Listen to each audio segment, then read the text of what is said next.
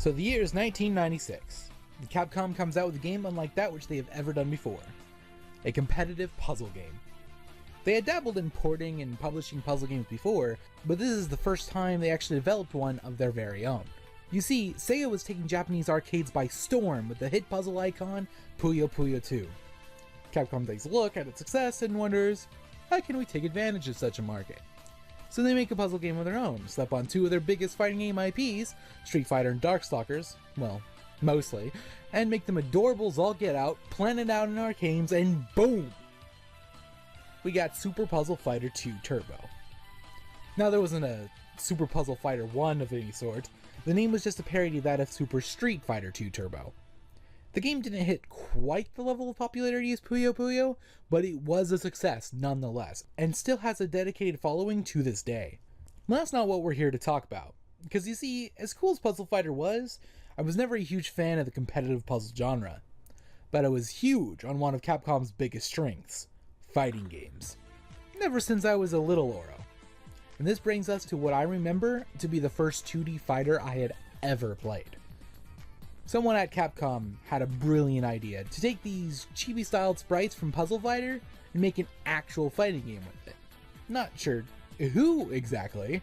Was it this guy? Or was it Bamboo? Pecha? Who even are these people? Is this back during the time where game developers hardly ever put their own names on projects? Oh, that's who Bamboo is. Thanks, Giant Bomb. But I can't find any information on any of these guys. In fact, I can't find much information on the development of Pocket Fighter at all. You know, after the Onimusha video, I was going to start these things off telling a story about a game's development before going into the game itself, but apparently these things aren't usually so well documented. Hell, I even looked up gaming publications from around the release time they came out, just to see maybe if there was something available, but nope. Also, thanks Game Bro November 1996 edition! What amazing fount of knowledge you were! Maybe I'm just a terrible researcher. I don't know. But I digress. I'm gonna give the credit to Noritaka Funamizu on this one, since I can actually find information on him. The guy is apparently a freaking legend too. Dude joined Capcom in 1985 and quickly became buds with Yoshiki Okamoto, the father of Street Fighter 2 himself. Even got Special Things credit. Aw, how cute is that? He then went on to be responsible for supercharging that game. And hell, turbocharging it too.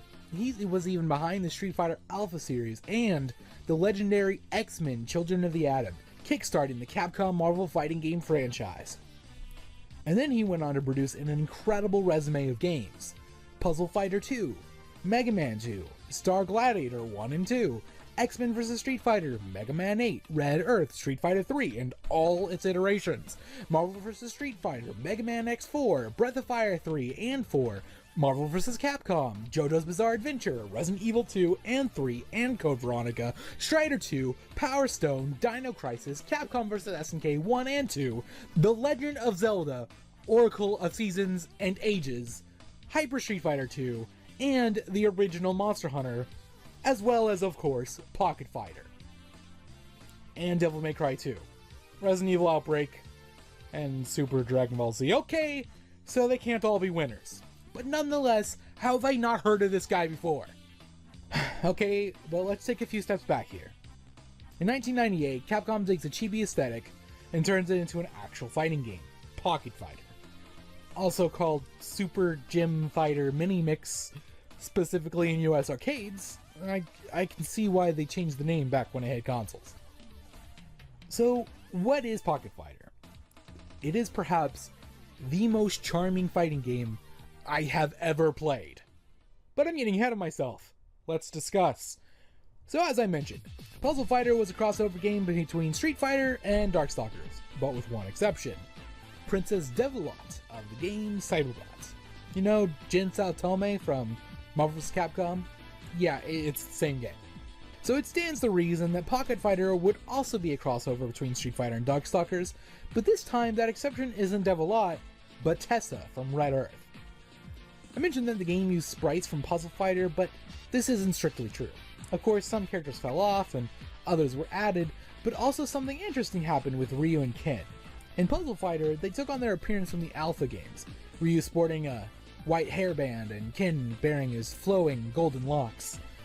In Pocket Fighter, this was changed, with Ken's hair lopped off and Ryu slapping that old hairband onto his face.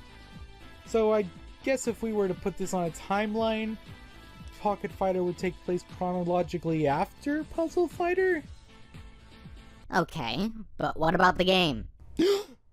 It's you!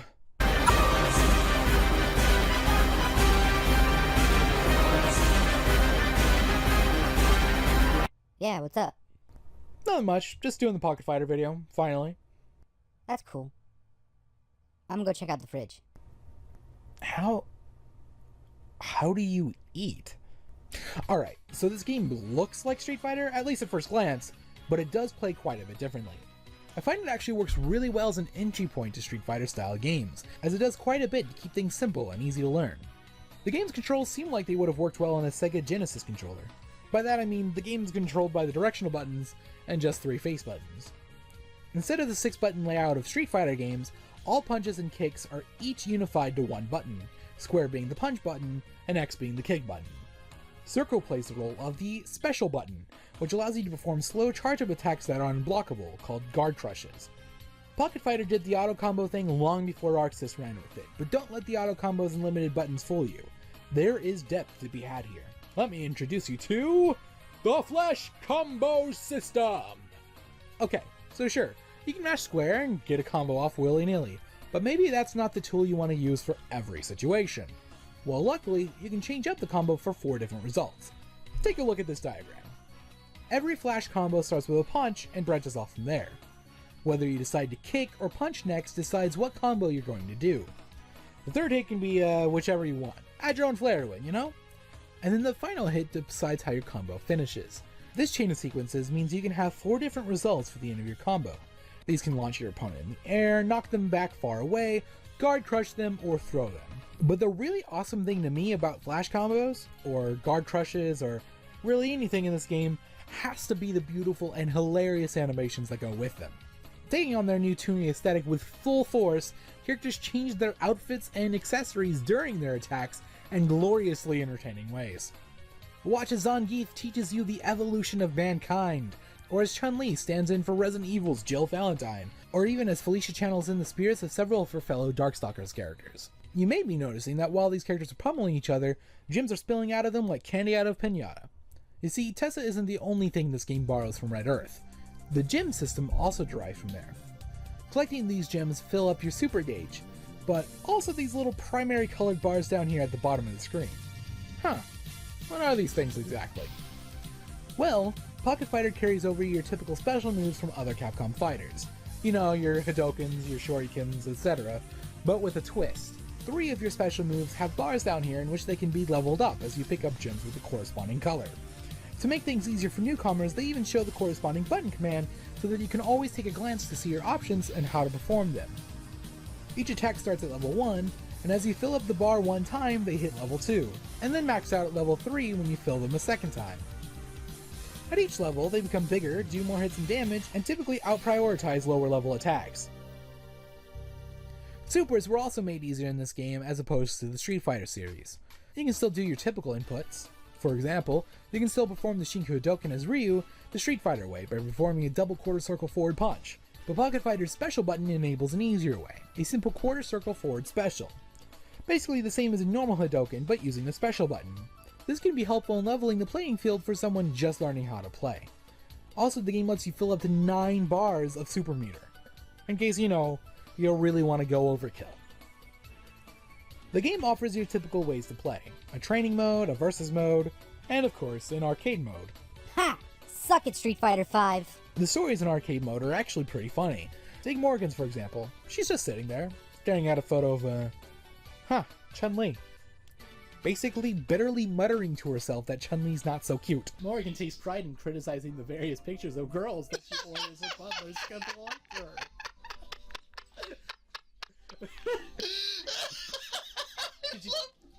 Did you bring the stuff? I love that so much. Yes, mistress. She takes pride. Okay.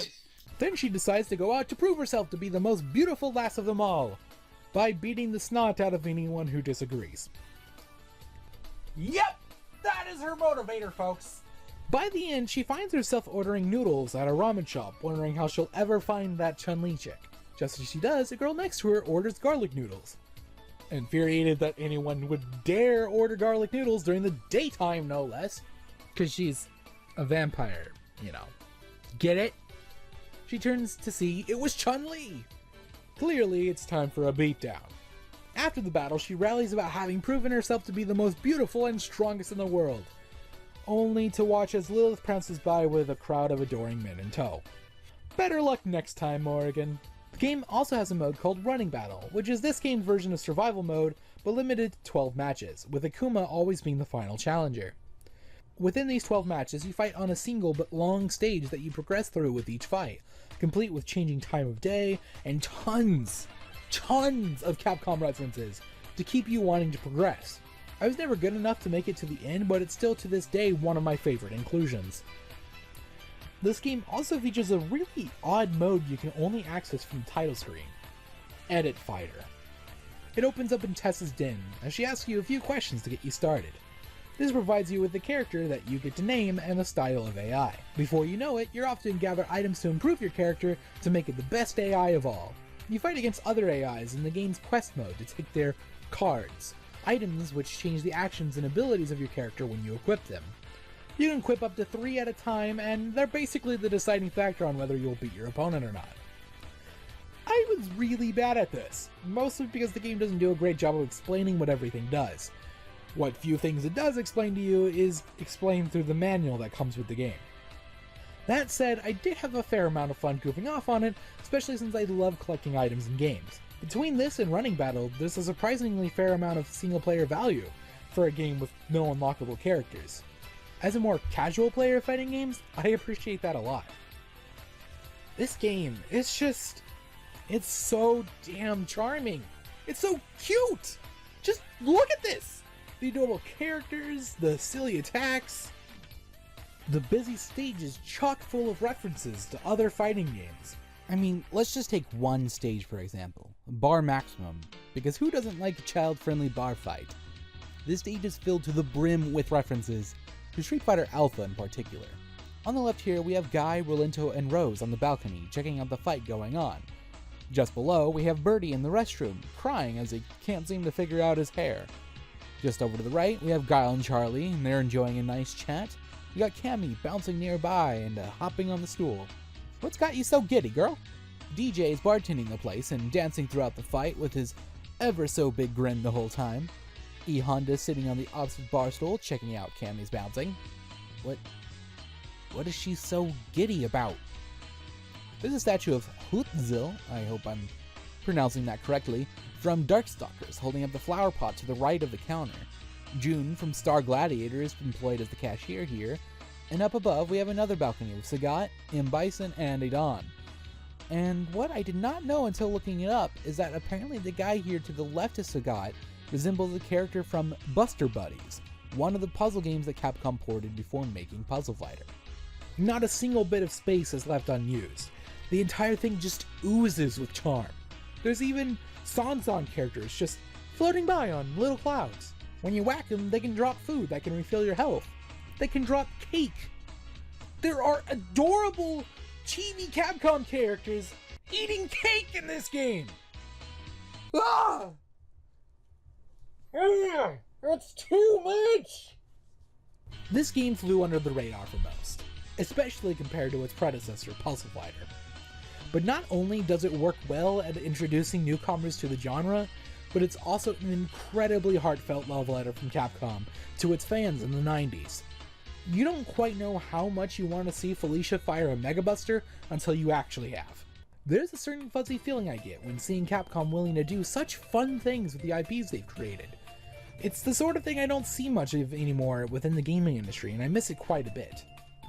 I would do anything for this game to get a sequel, or for another fighting game from Capcom to get the Pocket treatment, like a Pocket Marvel vs. Capcom. It would be amazing.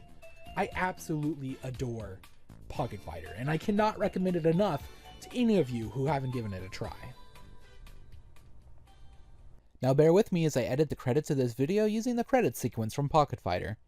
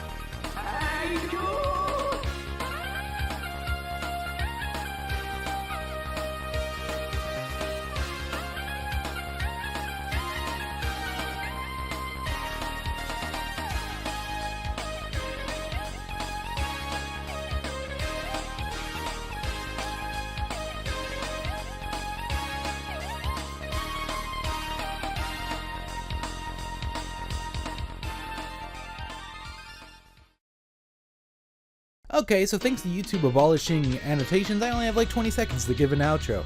So, if you liked what you saw, go ahead and hit that subscribe button, and if you want to see more, I have a secondary channel where I play games. It's pretty tight. If you want, go ahead and comment down below and yell at me about how awful my voice is. Pretty great. This has been your friendly neighborhood OroCrimson, signing out.